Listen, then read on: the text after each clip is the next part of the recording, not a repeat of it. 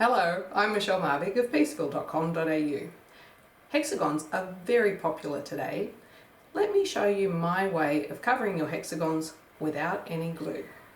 This is my Bridges journal cover. It's a small project and an ideal place to start if you've not done any English paper piecing before. It's a free downloadable pattern from my website. So the first thing that we have to do is to cover the hexagons to make the diamond on the front. So our hexagons are pre-cut. So each one of these sides is the same. So just so that you know, when you're talking about a hexagon, you're talking about the length of the side, not the length across. As you can see, this is wider this way and shorter that way. So we're talking this way, these are a 3/4 inch hexagon. I have already pre-cut my fabric. So my personal preference is to actually use a seam allowance of 3/8 of an inch around the pre-cut papers. I just find it is much easier to hold and it's not too bulky on the back. So it's hard to hold the fabric and the paper at the same time. So if you take a single pin, some people place it from this side. I personally place it from the right side. That way it doesn't get in the way of my thread when I'm sewing. For the purpose of the demonstration, I have loaded my needle with a pink thread. I personally like a long, fine needle. So today I'm working with Bowen Applique Longs size 10. They're a fine needle, a long length that I can find, and a 10 is to do with the thickness of the needle. We fold over one side and then we fold the next adjacent side, and that creates that angled fold.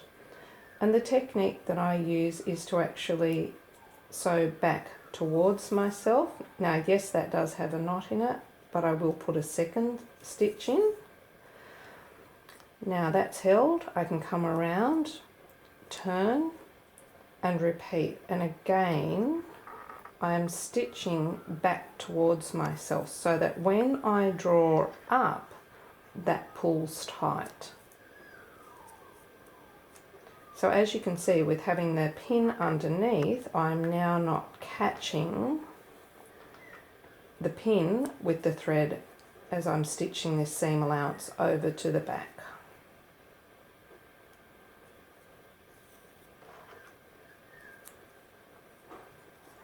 This technique has the advantage of not using glue. Many people use glue. I personally am too heavy-handed, so I just use this stitching technique for my hem. Or occasionally, if I'm really fussy cutting something, I will actually do a straight stitch right through the cardboard. But that's very rare that I do that. Most things I can actually do with this hem. So at the end here, we'll just make a knot, and that completes our covered hexagon. We can remove that one pin. We have our hem. Now, the traditional grandmother's flower garden has one hexagon as a centre and 6 that will come around the outside edge. All of these have been prepared in the same manner. So that's our traditional grandmother's flower garden, and for our journal cover we actually add in an extra one to make a diamond. So now I'll change the thread and we'll actually stitch these guys together. At this point I'm going to actually make an angled cut on the end of that thread so that I can get that back through the eye of my needle, the first time luckily.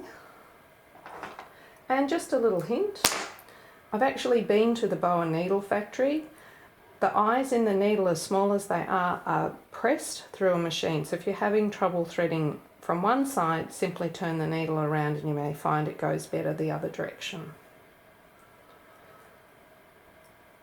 So a knot on the end to get started. Now, 2 adjacent sides. Lay them down so that we now have the 2 edges together. I actually I've placed my needle underneath and brought up the knot inside my seam allowance. I don't do the whip stitch that most people do. So I've put that first stitch in, and I will go back through it to knot it a second time. Then what I'm going to do is actually work backwards and forwards in a ladder stitch. I find that for me this sits flatter than the whip stitch, and you're just skimming across the top of the fabric fold over the paper that you've covered, and the technique is the same regardless of the shape that you're using for your English paper piecing.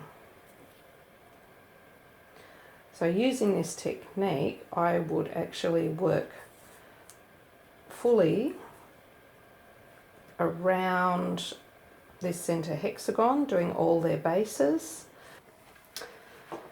So now I've actually got all 6 of the outer petals around the center of my grandmother's flower garden, and I can start. So each one of these, as I said, I've worked the base, are now split, and I need to stitch these. I've come up at this point, that's where I finished sewing my last one on, and now we need to fold these and to sew this edge, but the bulk is still in the center because the paper is still in there.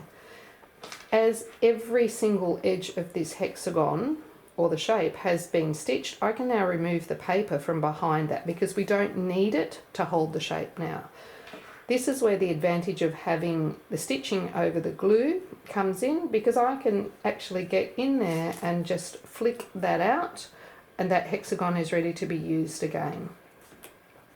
And now, when I fold these 2 over, I don't have that bulk in the center, and I'm fine to continue on with my stitching.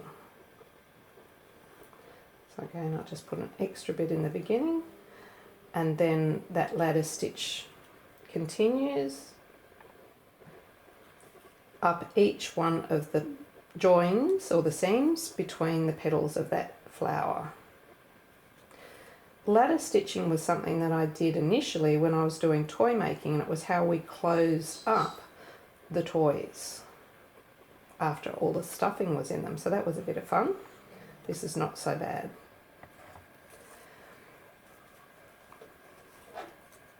But as you can see, it actually gives you a really flat finish on the front and the back. So you just continue, and each one of these will be a single seam that you will need to finish off at the end. Or in this case, when I came up here, if I make this the top, I might then continue on and actually place that top hexagon in to make that part of my diamond, and then I would have to come back and finish the other side. But that would then complete all of your diamond once you've sewn your hexagons in, so that you end up with a piece that looks like this. Now, this is the second excellent thing about using the papers. Before I remove all the papers, now this one has had all the papers removed. So as you can see, the papers are still in here at this stage. When I've got this shape totally stitched together, I'll actually hit it with a starch of some type, a spray starch. Not one of the aerosols, I find that they're too heavy. So a spray starch, I spray it from the back and from the front. And when it's cool, iron it. And when it's cooled, I can remove the papers. And my stitching of that hemline actually holds that hem in place so that it holds really well, so that you can then take that over to applique onto the front of this journal cover. Because you only want to take those papers out when you're finished with the piecing, or if every one of the edges of those shapes is completed. So it would depend. If you were doing a whole quilt, you would have to leave that in until the next hexagons have been attached. For this is now ready to actually applique in place onto the front of your journal cover, or maybe you want to make something like this. This is my cord roll buddy, which I designed for when I take away. So again, you can see that we have got grandmother's flower gardens and then a joining hexagon along the length.